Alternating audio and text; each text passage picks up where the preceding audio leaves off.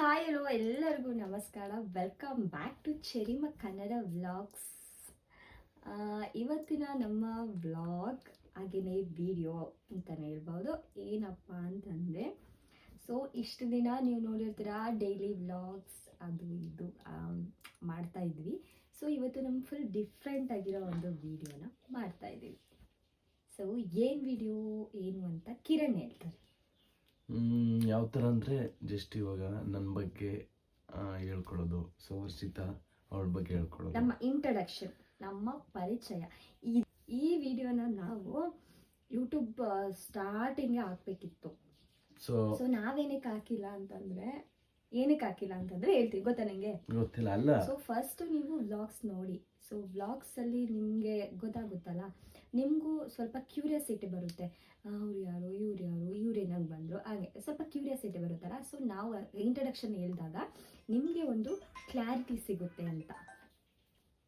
ಓಕೆನಾ? ಸಾರಿ. ಸೊ ಈ ವಿಡಿಯೋ ಎಲ್ಲರಿಗೂ ಇಷ್ಟ ಆಗುತ್ತೆ ಅಂತ ಅನ್ಕೋತೀನಿ. ಸ್ವಲ್ಪ ಕ್ಯೂರಿಯಾಸಿಟಿ ಹುಟ್ಟಂತಹ ವಿಡಿಯೋ ಇದು. ಸೊ ಇದು ನಮ್ಮ ಲವ್ ಸ್ಟೋರಿ ಬ್ಲಾಗ್ ಅಲ್ಲ. ತುಂಬ ಜನ ನಮ್ಮ ಲವ್ ಸ್ಟೋರಿ ಬ್ಲಾಗನ್ನು ಕೇಳಿದ್ರಿ. ಸೊ ಲವ್ ಸ್ಟೋರಿ ಬ್ಲಾಗ್ ಮಾಡೋಕ್ಕೆ ಸ್ವಲ್ಪ ಟೈಮ್ ಹಿಡಿತದೆ. ಅದನ್ನು ಸ್ವಲ್ಪ ಡಿಫ್ರೆಂಟಾಗಿ ಮಾಡೋಣ ಅಂತ. ಡಿಫ್ರೆಂಟಾಗಿ ಅಂತಂದರೆ ನಾವು ಮಾಡಿದ್ಮೇಲೆ ನಿಮ್ಗೆ ಗೊತ್ತಾಗುತ್ತೆ. ಸ್ವಲ್ಪ ಕ್ರಿಯೇಟಿವ್ ಆಗಿ ಮಾಡೋಣ. ಹಿಂಗೆ ಸುಮ್ಮನೆ ಎಲ್ಲೆಲ್ಲೋ ಕೂತ್ಕೊಂಡು ಹೆಂಗೆ ಲವ್ ಸ್ಟೋರಿ ಬ್ಲಾಗ್ ಮಾಡೋಕ್ಕಿಂತ ಸ್ವಲ್ಪ ಕ್ರಿಯೇಟಿವ್ ಆಗಿ ಮಾಡೋಣ ಅಂತ ಪ್ಲ್ಯಾನ್ ಮಾಡ್ಕೊಂಡಿದ್ದೀವಿ. ಸೊ ಆದಷ್ಟು ಬೇಗ ಅದನ್ನು ಅಪ್ಲೋಡ್ ಮಾಡ್ತೀವಿ. ಇನ್ನೂ ಮಾಡಿಲ್ಲ ನಾವು. ಓಕೆನಾ? ಸೊ ಇವಾಗ ಬೇಸಿಕಲಿ ನನ್ನ ಊರು ಕೊಡಗು. ನಮ್ಮ ಸ್ವಂತ ಊರು ಬಂದು ವಿರಾಜಪೇಟೆ ಬಿಶೆಟ್ಟಿಗೇರಿ ಅಂತ. ಅದು ನಮ್ಮ ಸ್ವಂತ ಊರು, ನಮ್ಮ ಅಜ್ಜಿ ಊರು. ಸೊ ನಾವು ಅಲ್ಲೇ ಹುಟ್ಟಿದ್ದು ಬೆಳೆದಿದ್ದು ಎಲ್ಲ. ಸೊ ಇವಾಗ ನಾವು ಪ್ರೆಸೆಂಟ್ ಸ್ಟೇಯಿಂಗ್ ಇರೋದು ನಾವಲ್ಲ, ನಮ್ಮ ಅಪ್ಪ ಅಮ್ಮ ಸ್ಟೇಯಿಂಗ್ ಇರೋದು ಗೋಣಿಕೊಪ್ಪ ಟೌನಿಂದ ಸ್ವಲ್ಪ ಒಳಗಡೆ ಹೋಗಬೇಕು. ಸೊ ಪ್ರೆಸೆಂಟ್ ಅಲ್ಲಿರೋದು. ನೀನು ಹೇಳಿ ಇವಾಗ. ನಮ್ದೇನಂತಂದ್ರೆ ನಮ್ಮದು ಮೈಸೂರೇ, ಹುಟ್ಟಿ ಬೆಳೆದಿದ್ದೆಲ್ಲ ಮೈಸೂರಲ್ಲೇ. ಸೊ ನಾವು ಇದ್ದಿದ್ದೆಲ್ಲ ಗಾಂಧಿನಗರ. ಎಲ್ಲರಿಗೂ ಗೊತ್ತಿರಬೇಕು. ಸೊ ಅಂದರೆ ಎಷ್ಟು ಜನ ಗೊತ್ತು ನಾನು ಅಲ್ಲೇ ಇರೋದು ಮೈಸೂರಲ್ಲಿ ಅಂತ ಅಂದ್ಬಿಟ್ಟು. ಸೊ ಇವಾಗ ನಾವು ಪ್ರೆಸೆಂಟಾಗಿ ಗಣೇಶ್ ನಗರದಲ್ಲಿದ್ದೀವಿ. ಸೊ ಅಲ್ಲಿಂದ ಸ್ವಲ್ಪ ಇಲ್ಲಿ ಹೊರಗಡೆ ಸ್ವಲ್ಪ ಇರೋಣ ಅಂತ ಅಂದ್ಬಿಟ್ಟು. ಸೊ ಮತ್ತೆ ಓಕೆನಾ? ನಮ್ಮೂರು ಎಲ್ಲ ಕ್ಲಾರಿಟಿ ಸಿಕ್ಕಿದೆ ಅಂತ ಅನ್ಕೋತೀನಿ. ಇವಾಗ ನೆಕ್ಸ್ಟ್ ಏನಂದ್ರೆ ನಮ್ಮ ಅಪ್ಪ ಅಮ್ಮನ ಬಗ್ಗೆ ಹೇಳ್ಬೇಕು ಅಂತಂದ್ರೆ, ನಮ್ಮಮ್ಮ ಇರೋದು ಕೇರಳದಲ್ಲಿ ಹೋಮ್ ನರ್ಸ್ ಕೆಲಸ ಮಾಡ್ತಾ ಇರೋದು. ಆಯಿತು ಒಂದು 8-9 ವರ್ಷ ಆಯಿತು ಅಲ್ಲಿ ಕೆಲಸ ಮಾಡ್ತಾ ಇರೋದು. ಇನ್ನು ನಮ್ಮಪ್ಪ ಯಾಕೆ ನಮ್ಮ ಜೊತೆನೇ ಇರ್ತಾರೆ ಅಂತ ಎಲ್ಲರಿಗೂ ಡೌಟ್ ಇರುತ್ತೆ. ಸೊ ನಾವು ಅಪ್ಪಂದು ಹೇಳಬೇಕು ಅಂತಂದರೆ, ಸ್ವಲ್ಪ ಪ್ರಾಬ್ಲಮ್ ಆಗಿ ಅವ್ರಿಗೆ ಕಿವಿ ಡ್ಯಾಮೇಜ್ ಆಗಿತ್ತು. ಸೊ ಇವಾಗ ಅವರಿಗೆ ಕಿವಿ ಕೇಳಿಸಲ್ಲ. ಮತ್ತು ಇವಾಗ ಊರಲ್ಲಿ ನಮ್ಮ ಅಮ್ಮನೂ ಇಲ್ದಿರೋದ್ರಿಂದ ತುಂಬ ಡ್ರಿಂಕ್ಸ್ ಮಾಡ್ತಾರೆ, ಕೆಲ್ಸಕ್ಕೆ ಹೋಗ್ತಾರಲ್ವ, ತುಂಬ ಡ್ರಿಂಕ್ಸ್ ಮಾಡ್ತಾರೆ ಅಂತ. ಅಂದರೆ ಕೊಡಗಲ್ಲೇ ಗೊತ್ತಿರಲೇಬೇಕಲ್ಲ, ಹೆವಿ ತುಂಬಾನೇ ಇದು ಮಾಡ್ತಾರೆ. ಸೊ ಅದ್ರಾಗಿ ಅಂದರೆ ಅಲ್ಲಿರೋದನ್ನ ಇಲ್ಲಿ ಅವಾಯ್ಡ್ ಮಾಡೋಕ್ಕೆ ನಾವು ಥರ ಏನೂ ಇಲ್ಲ. ಕಿರಣ್ ಎಷ್ಟು ತಂದು ಕೊಡ್ತಾರೋ ಅಷ್ಟು ಕುಡಿತಾರೆ, ಬಟ್ ತುಂಬಾ ಅವಾಯ್ಡ್ ಆಗಿರ್ತಾರೆ ಇಲ್ಲಿ. ಸೊ ಅದಕ್ಕೋಸ್ಕರ ನಾವು ಇಲ್ಲಿ ಕರ್ಕೊಬಂದು ಇರಿಸ್ಕೊಂಡಿರೋದು ಅಷ್ಟೇ. ಅವರು ಯಾವಾಗ ಬೇಕೋ ಅವಾಗ ಹೋಗ್ತಾರೆ, ಊರಿಗೆ ಹೋಗಿ ಇರ್ತಾರೆ. ಮತ್ತು ಜಾಸ್ತಿ ಟೈಮ್ ಇರೋದು ಇಲ್ಲೇ. ಇವಾಗ ಕಾಫಿ ಸೀಸನ್ ಆಗಿರೋದ್ರಿಂದ ಅವರು ಊರಿಗೆ ಹೋಗಿದ್ದಾರೆ ಅಷ್ಟೇ. ಇನ್ನು ಅದರ್ವೈಸ್ ಅವರು ಇಲ್ಲೇ ಇರೋದು, ಚೆರಿ ಜೊತೆನೇ ಇರೋದು. ಸೊ ಅದಕ್ಕೋಸ್ಕರ ನಮ್ಮ ಅಪ್ಪನ ನಮ್ಮ ಜೊತೆ ಕರ್ಕೊಬಂದು ಇರಿಸ್ಕೊಂಡಿರೋದು. ಹೇಳು ನಿಮ್ಮ ಅಮ್ಮನ ಬಗ್ಗೆ. ಈಗ ಅಮ್ಮ ಅಂದರೆ ಅಪ್ಪ ಈಗ 2 years ಆಯಿತು ತೀರ್ಕೊಂಡು. ಸೊ ಅವರು ನನ್ನ ಎಂಗೇಜ್ಮೆಂಟ್ ಆದಮೇಲೆ ಒಂದು 10-15 days ಇದ್ರು. ಸೊ ಇಲ್ಲ, ಅದಾದ್ಮೇಲೆ ತುಂಬ 2 months ಇದ್ರು. ನಮ್ಮ ಎಂಗೇಜ್ಮೆಂಟ್ ಅಲ್ಲಿ ಆ್ಯಕ್ಚುಲಿ ಹುಷಾರಿರಲಿಲ್ಲ ಅವ್ರಿಗೆ. ಸೊ 2 months ಇದ್ರು.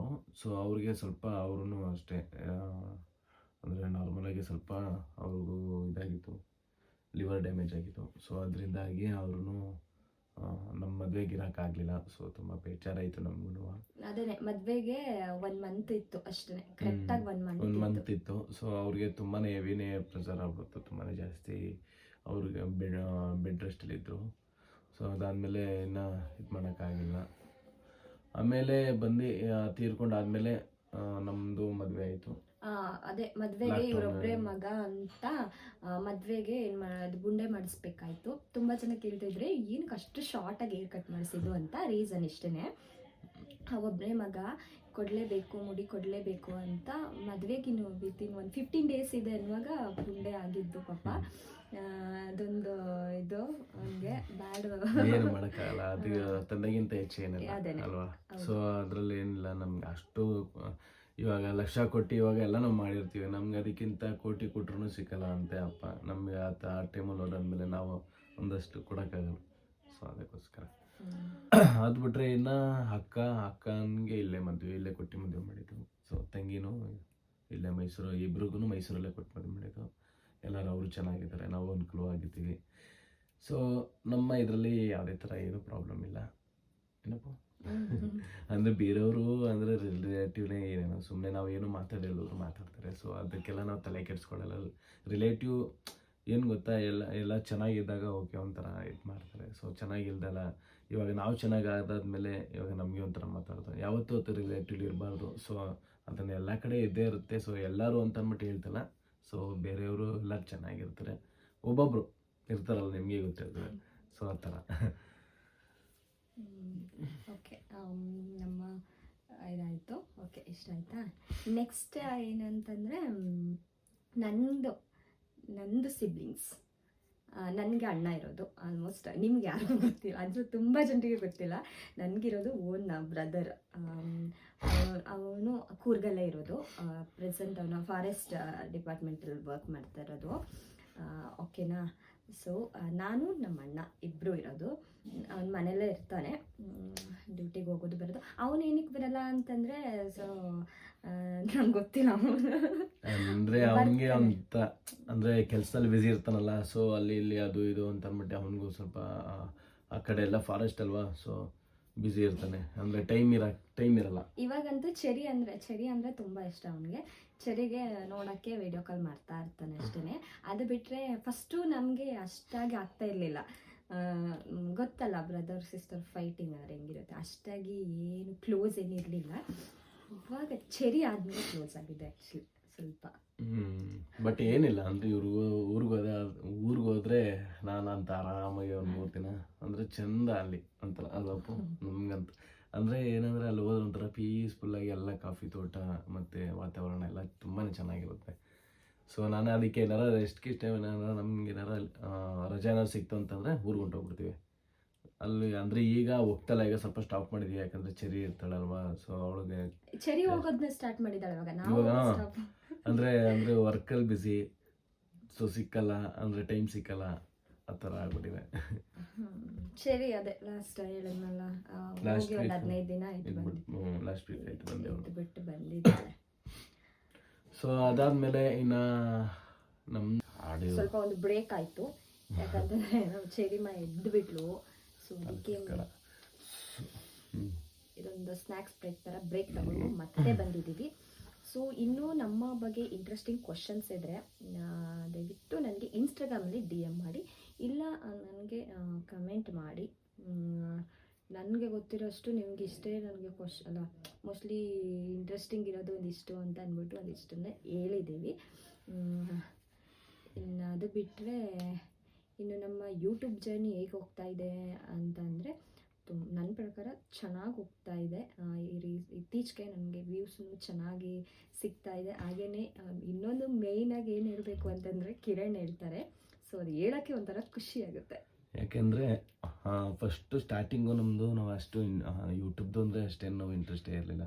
ಸೊ ನಮಗೆ ಇವಾಗ ನಿಮ್ಗಳು ಬೆಂಬಲ ಆಯಿತಾ, ತುಂಬಾ ನಮಗೆ ಸಪೋರ್ಟಿಂಗ್ ಆಗಿದೆ. ನೀವುಗಳು ನಮ್ಗೆ ತುಂಬಾ ಸಪೋರ್ಟ್ ಮಾಡ್ತಿದ್ದೀರಾ. ನಮ್ಮ ವಿಡಿಯೋ ತುಂಬ ಖುಷಿ ಆಗುತ್ತೆ. ಯಾಕೆ ಅಂದರೆ ನೋಡಿ, ನಾವು ಒಂದು ಬ್ಯಾಡಾಗೆ ಏನು ಇದು ಮಾಡ್ತಲ್ಲ. ಸೊ ನಿಮಗೆ ಒಂದು ಎಂಟರ್ಟೈನ್ಮೆಂಟು, ನಮಗೊಂದು ಅಂದರೆ ನಮ್ಮದು ಒಂದು ನಿಮ್ಮ ಹತ್ರ ಒಂದು ಪ್ರತಿಮೆ ನಾವು ತೋರಿಸ್ಕೋಬೇಕು ಅನ್ನೋದು ನಮ್ಮ ಟ್ಯಾಲೆಂಟ್ ಅನ್ನೋಂಥರ.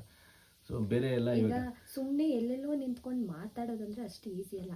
ಯಾರು ಪಬ್ಲಿಕಲ್ಲಿ ನಿಂತ್ಕೊಂಡು ಮಾತಾಡೋದು ಅಂತಂದರೆ, ಇದ್ಮೇಲೆ ಕನ್ನಡಿ ಮುಂದೆ ನಿಂತ್ಕೊಂಡು ಒಬ್ಬೊಬ್ಬಳೇ ಮಾತಾಡೋದು ಅಂತಂದರೆ ಯಾರಿಗೂ ಆಗಲ್ಲ. ಅಂಥದ್ರಲ್ಲಿ ನಾವು ಮಾತಾಡ್ತಿದ್ದೀವಿ, ಮಾತೇ ನಮಗೆ ಟ್ಯಾಲೆಂಟ್ ಅಂತಲೇ ಹೇಳ್ಬೋದು. ಸೊ ಅಂದರೆ ನಮಗೆ ಈ ಥರ ಐಡಿಯಾನೇ ಇರಲಿಲ್ಲ. ಅಂದರೆ ಸುಮ್ಮನೆ ನಮ್ಮ ಅಡುಗೆ ಅದು ಇದು ಅಂತ ಸಣ್ಣ ಪುಟ್ಟ ಮಾಡ್ಕೊಂಡು ಒಂದು ರೀಲ್ಸ್ ಮಾಡ್ಕೊಂಡಿರ್ತೇವೆ. ಸೊ ನಮಗೆ ಇದೊಂದು ಬಂದಾದಮೇಲೆ ಇದಕ್ಕೊಂದು ಇನ್ನೊಂದು ಇಂಟ್ರೆಸ್ಟ್ ನಮಗೊಂದು ಬಂತು. ಸೊ ಅದರಿಂದಾಗಿ ನಮಗೆ ತುಂಬಾ ಸಪೋರ್ಟಿಂಗ್ ಆಗಿ ತುಂಬ ಸಪೋರ್ಟಿವ್ ಆಗಿದ್ದೀರಾ. ಇದೇ ಥರ ನಮಗೆ ಇರಿ ಅಂತ ಅಂದ್ಬಿಟ್ಟು ನಾವು ಇದನ್ನು ನಿಮ್ಮ ನಮ್ಮ ಹೋಟೆಲಿಗೆ ಬಂತು ಅಂತಂದ್ರೂ ನಿಮ್ಮನ್ನ ನೋಡಿದ್ದೀನಲ್ಲ, ಅಂದರೆ ಯೂಟ್ಯೂಬಲ್ಲೆಲ್ಲ ನೋಡಿದ್ದೀನಿ, ಮತ್ತು ಇನ್ಸ್ಟಾಗ್ರಾಮಲ್ಲೆಲ್ಲ ನೋಡಿದ್ದೀನಿ. ಅಂದರೆ ಇವಳಕ್ಕಿಂತ ನನಗೆ ಜಾಸ್ತಿ ಕೇಳೋದು, ಅಂದರೆ ಜಾಸ್ತಿನೂ ಹೊರಗಡೆ ಹೋಗಲ್ಲ. ಸೊ ನಾನು ಹೊರಗಡೆ ಇರ್ತೀನಿ. ಸೊ ನನಗೆ ಅವತ್ತು ಚಾಮುಂಡಿ ಬೆಟ್ಟಕ್ಕೆ ಹೋಗುವಾಗ ನಾನು ಹೇಳ್ದೆ ಬಂದೆ, ಆ ಅಕ್ಕ ನೋಡೆ ರೀಲ್ಸ್ ಮಾಡ್ತಾರಲ್ಲ ಅವರು ಅಂತ. ಸೊ ಅದು ಕೇಳಿದಾಗ ಒಂಥರ ಖುಷಿ ಆಗುತ್ತೆ. ಬಟ್ ಅಂದರೆ ಒಬ್ರು ಗುರ್ತಿಸೋದು ಅಂದರೆ ಅಷ್ಟು ಸುಲಭ ಅಲ್ಲ. ಸೊ ನಾವೊಂದು ಏನೋ ಅಚೀವ್ಮೆಂಟ್ ಮಾಡೋದಕ್ಕೆ ಮಾತ್ರ ನಾವು ಇನ್ನೊಬ್ರು ಗುರ್ತಿಸ್ಕೊಳ್ಳೋದಕ್ಕಾಗೋದು. ಸೊ ಅದಾಗಿ ಇನ್ನು ನನಗೆ ತುಂಬ ಕಡೆ ಇವರು ಹಾಸ್ಪಿಟ್ಲಿಗೆಲ್ಲ ಕರ್ಕೊಂಡೋದಾಗ ಹೇಳ್ತಾರೆ, ಅಕ್ಕ ಅಣ್ಣನಿಗೆ ಆ ಥರ ವಿಡಿಯೋ ಮಾಡಿ, ಅಣ್ಣನಿಗೆ ಈ ಥರ ವಿಡಿಯೋ ಮಾಡಿ ಅಂತ ತುಂಬ ಜನ ನೋಡ್ತಾರೆ. ಇವರು ಹಾಸ್ಪಿಟಲ್ ಅಂದರೆ ಅವ್ರ ರಿಕ್ವೈರ್ಮೆಂಟ್ಗಲ್ಲಿ ನಾವು ಒಂದು ಯಾವ ಥರ ಅಂದರೆ ಅವರು ಅಂದರೆ ಹೇಳಿರ್ತಾರಲ್ಲ, ಅದೊಂದು ಐಡಿಯಾ ಬಂತು ಅಂತ ವಿಡಿಯೋ ಮಾಡ್ತೀವಿ. ನಾನು ಹಾಸ್ಪಿಟ್ಲಿಗೆ ಹೋದಾಗಲೂ ಅಷ್ಟೇ ತುಂಬ ಕಡೆ ಹೇಳ್ತಾರೆ ಯೂಟ್ಯೂಬರ್ಸ್ ಅಂತ. ನಮ್ಮನ್ನ ಎಲ್ಲೋ ಇವಾಗ ಇನ್ಸ್ಟಾಗ್ರಾಮ್ ರೀಲ್ಸ್, ನಾವು ರೀಲ್ಸ್ ಮುಖಾಂತರ ಬಂದಿರೋದು ಆ್ಯಕ್ಚುಲಿ. ಎಲ್ಲೋ ನಮ್ಮನ್ನ ಇನ್ಸ್ಟಾಗ್ರಾಮ್ ರೀಲ್ಸ್ ಅಂತ ಕಂಡುಹಿಡಿಯೋದೇ ಇಲ್ಲ, ಯೂಟ್ಯೂಬರ್ಸ್ ಅಂತ. ಖುಷಿಯಾಗುತ್ತೆ. ಓಕೆ, ಇದೇ ರೀತಿ ನಮ್ಗೆ ಸಪೋರ್ಟ್ ಮಾಡಿ. ಈಗ ಮನೆಗೆ ಇಲ್ಲಿ ಬಂದಾದ್ಮೇಲೆ ನಮಗೆ ನಮ್ಮ ಲಕ್ಕಿ ಚೇಂಜ್ ಆಯಿತು ಅಂತ ಅನ್ಬೋದು. ಯಾಕೆ ಅಂದರೆ ನಾವು ಈ ಮನೆಗೆ ಬರುವಾಗ ಏನೂ ಇರಲಿಲ್ಲ. ಸೊ ನಾವು ಅಲ್ಲಿಂದ ಅಂದರೆ ನಾವು ಮದುವೆಯಾಗಿ ಬಂದು ಇಲ್ಲಿ ಬಂದಾಗ ಆ್ಯಕ್ಚುಲಿ ನಮ್ಮ ಮನೆಯವರು, ಇವರಮ್ಮ ಎಲ್ಲ ಅವಾಗ್ಲೇ ಮಾತಾಡಿದ್ರು ಬೇರೆ ಮನೆ ಮಾಡಿಕೊಡೋಣ ಅಂತ. ಇವರಪ್ಪ ತೀರೋಗಿದ್ದ ಕಾರಣದಿಂದ ಸ್ವಲ್ಪ ನಾವು ಬರೋದು ಸ್ವಲ್ಪ ಇದಾಯಿತು. ಅದಾದಮೇಲೆ ಎಲ್ಲನೂ ಸಾಮಾನೆಲ್ಲ ಅಮ್ಮನೇ ಕೊಟ್ಟು ಕಳಿಸಿದ್ರು. ನಮ್ಮ ಅತ್ತೆನೇ ಎಲ್ಲ ಸಾಮಾನು ಕೊಟ್ಟರು ಎಲ್ಲನೂ ಅದನ್ನೇ ಇದು ಮಾಡಿಕೊಂಡು ಬೇಕಾಗಿರೋದನ್ನ ನಾವು ಒಂದು ಸಣ್ಣ ಪುಟ್ಟ ನಮ್ಮ ಬಟ್ಟೆ ಮಡಿಕೊಳ್ಳೋಕ್ಕೆ. ಸೊ ಇದಕ್ಕೆ ಎಲ್ಲದಕ್ಕೂ ನಾವೊಂದು ಸ್ವಲ್ಪ ಸಣ್ಣ ಪುಟ್ಟ ಒಂದಷ್ಟು ಥಿಂಗ್ಸ್ಗಳನ್ನ ತೊಗೊಂಡಿದ್ದೀವಿ. ಸೊ ತುಂಬ ನಮಗೆ ಲಕ್ಕಿ ಮನೆಯೇ ಅನ್ಬೋದು. ಯಾಕಂದರೆ ಇಲ್ಲಿಗೆ ನಾವು ಬಂದಾದಮೇಲೆ ಎಲ್ಲನೂ ನಮಗೆ ಒಳ್ಳೆಯದೇ ಆಗಿದೆ. ಸೊ ಅದ್ರಾಗೆ ನಮಗೆ ಇದು ಲಕ್ಕಿ ಮನೆಯೇ ಅನ್ಬೋದು. ಬಟ್ ಅಂದರೆ ತುಂಬ ಕಷ್ಟದಿಂದ ಬಂದು, ಆದರೆ ಇವಾಗ ಸುತ್ತಲಿದ್ದೀವಿ. ಇದೇ ಥರ ನಮಗೆ ಯಾರ ದೃಷ್ಟಿ ತಾಗಬಾರ್ದು ಅಂತ ನೀವು ಆಶೀರ್ವಾದ ಮಾಡಿ. ನಾವು ನಿಮಗೆ ಅದನ್ನೇ ಚೆನ್ನಾಗಿದ್ದೀವಿ. ಕಿರಣ್ ಬಗ್ಗೆ ಹೇಳಬೇಕು ಅಂದರೆ ಎಲ್ಲೂ ನಮ್ಮ ಯಾರ ಹತ್ರನೂ ಎಕ್ಸ್ಪೆಷಲಿ ಫ್ರೆಂಡ್ಸ್ ಬಿಟ್ಟು ಯಾರ ಹತ್ರನೂ ಒಬ್ಬರ ಹತ್ರ ಕೈ ಚಾಚೋಂಗೆ ನನಗೆ ಮಾಡಿಲ್ಲ. ಸೊ ಅದು ಒಬ್ಬೊಬ್ಬರಿಗೆ. ಯಾಕಂದರೆ ಇವಾಗ ನನ್ನ ಗಂಡಿರು ಇವಾಗ ಹೊರಗಡೆ ಬಂತು, ಮದುವೆ ಆಗೋದು ದೊಡ್ಡ ವಿಷಯ ಅಲ್ಲ. ಆ ಮದುವೆ ಆಗಿ ಬಂದು ಯಾವ ಥರ ಜೀವನ ಮಾಡಬೇಕು ಇದು ಮಾಡಬೇಕು ಅನ್ನೋದನ್ನ ನಾವು ತೋರಿಸ್ಕೊಡ್ಬೇಕು. ಇವಾಗ ನನ್ನನ್ನು ನಂಬಿ ಈಗ ಬಂದಿದ್ದಾಳೆ ಅಂತ ಅಂದಾಗ ನಾನು ಅವಳಿಗೆ ಟೈಮ್ ಕೊಡಬೇಕು ಮತ್ತು ಚೆನ್ನಾಗಿ ನೋಡ್ಕೊಬೇಕು. ಸೊ ಅದಾಗಿ ನಾನು ಯಾವುದೇ ಥರ ಬೇರೆ ಇದು ಮಾಡ್ತಾರಲ್ಲ, ಸೊ ಆ ಥರ ಏನಿಲ್ಲ. ಅವಳಿಗೆ ಚೆನ್ನಾಗಿ ನೋಡ್ಕೊಂಡು ಅವಳು ನಮ್ಮನ್ನ ಚೆನ್ನಾಗಿ ಬಯಸ್ತಾಳೆ. ಇವಾಗ ಕೊನೆ ಕಾಲಕ್ಕೆ ಇವಾಗ ಎಲ್ಲರೂ ಇರ್ತಾರೆ ಅಂತ ಹೇಳೋಕ್ಕಾಗಲ್ಲ. ಸೊ ಯಾಕಂದರೆ ಅವ್ರವ್ರ ಕಮಿಟ್ಮೆಂಟ್ ಮುಗಿಸ್ಕೊಂಡು ಅವ್ರವ್ರು ಹೊಂಟೋಗ್ಬಿಡ್ಬೋದು. ಸೊ ನಾವು ಏನಂತಂದರೆ ನಾವಿಬ್ಬರು ಚೆನ್ನಾಗಿದ್ದರೆ ಲೈಫ್ ಲಾಂಗು ನಾವು ಇದೇ ರೀತಿ ಇರ್ತೀವಿ ಅನ್ನೋದು ಒಂದು ಅಂಡರ್ಸ್ಟ್ಯಾಂಡಿಂಗ್ ಇರಬೇಕು, ಏನೇ ಒಂದು ಮಾಡ್ತೀನಿ ಅಂದರು. ಸೊ ಅದರಿಂದ ಇದ್ದರೆ ಸೊ ಜಗಳ ಡೈಲಿ ಆಡ್ತಾ ಇರ್ತೀವಿ. ಸೊ ಅದು ಒಂದೇ ದಿನಕ್ಕೆ ಸಾರ್ಟ್ ಔಟ್ ಮಾಡ್ತೀವಿ. ಯಾಕಂದರೆ ಅದು ಕಂಟಿನ್ಯೂ ಆಗೋಕ್ಕೆ ಹೋಗ್ಬಾರ್ದು. ಯಾವುದೇ ಫ್ಯಾಮಿಲಿಯಲ್ಲಾಗಲಿ ಜಗಳ ಆಗಿ ಅದು ನೆಕ್ಸ್ಟ್ ಡೇನೇ ಕರೆಕ್ಟಾಗಿರಬೇಕು. ಇಲ್ಲಾಂದರೆ ನಾನು ಸೋಲ್ಬಿಡ್ಬೇಕು, ಅಂದರೆ ಗಂಡಿರ ಸೋತ್ಬಿಡ್ಬೇಕು. ಯಾಕಂದಾಗ ಇವಾಗ ನೋಡಿ, ಇವಾಗ ನಾವು ಏನೋ ಒಂದು ಜಗಳ ಆಡ್ತಿರುವಾಗ ಇವಾಗ ನಾನು ಗಂಡ ಏನಕ್ಕೆ ಸೋಲ್ಬೇಕು, ಹೆಂಡತಿ ಏನಕ್ಕೆ ಸೋಲ್ಬೇಕು. ಆವಾಗ ಕಂಪೇರಿಸನ್ ನೋಡ್ಕೊಂಡು ಬಿಡು, ಇವಾಗ ಆಗಿತ್ತಾಯಿತು ಅಂತಂದ್ಬಿಟ್ಟು ನಾವೇ ಸೋತ್ಬಿಡ್ಬೇಕು. ಅದಾದಮೇಲೆ ಇವಾಗ ನೆಕ್ಸ್ಟು ಅದಾದಮೇಲೆ ನಮಗೆ ಇದಾಗುತ್ತಾ, ಅವರು ಚೆನ್ನಾಗಿ ಮಾತಾಡ್ತಾರೆ, ಅವರು ಚೆನ್ನಾಗಿರ್ತಾರೆ, ಈಗೋ ಇರಬಾರ್ದು. ಸೊ ಗೈಸ್, ಮೋಸ್ಟ್ಲಿ ವ್ಲಾಗ್ ಇಷ್ಟಕ್ಕೆ ಸ್ಟಾಪ್ ಮಾಡ್ತೀವಿ ಅಂತ ಅನ್ಕೋತೀನಿ. ನೆಕ್ಸ್ಟ್ ಲವ್ ಸ್ಟೋರಿ ವ್ಲಾಗಲ್ಲಿ ಬರ್ತೀವಿ. ಅದೇ ಹೇಳೋದ್ನಲ್ಲ, ಸ್ವಲ್ಪ ಕ್ರಿಯೇಟಿವ್ ಆಗಿ ಮಾಡ್ತೀವಿ. ವೆಯ್ಟ್ ಮಾಡ್ತಾ ಇರಿ. ಈ ವ್ಲಾಗ್ನ ಇಲ್ಲಿಗೆ ಎಂಡ್ ಮಾಡ್ತಾ ಇದ್ದೀವಿ. ಸೊ ಇಷ್ಟೊತ್ತು ನಮ್ಗೆ ಕುತ್ಕೊಂಡು ನಮ್ಮ ವಿಡಿಯೋನ ನೋಡಿದ್ದಕ್ಕೆ ನಿಮಗೆಲ್ಲ ಥ್ಯಾಂಕ್ ಯು ಸೋ ಮಚ್. ಹಾಗೆಯೇ ಇದೇ ರೀತಿ ನಮಗೆ ಸಪೋರ್ಟ್ ಮಾಡಿ. ಹಾಗೆಯೇ ನಮ್ಮ ಚಾನಲ್ನ ಸಬ್ಸ್ಕ್ರೈಬ್ ಮಾಡ್ಕೊಂಡಿಲ್ಲ ಅಂದರೆ ಈಗಲೇ ಸಬ್ಸ್ಕ್ರೈಬ್ ಮಾಡ್ಕೊಂಡು ಸ್ಕಿಪ್ ಮಾಡ್ತೀನಿ ನೋಡಿ. ಬಾಯ್.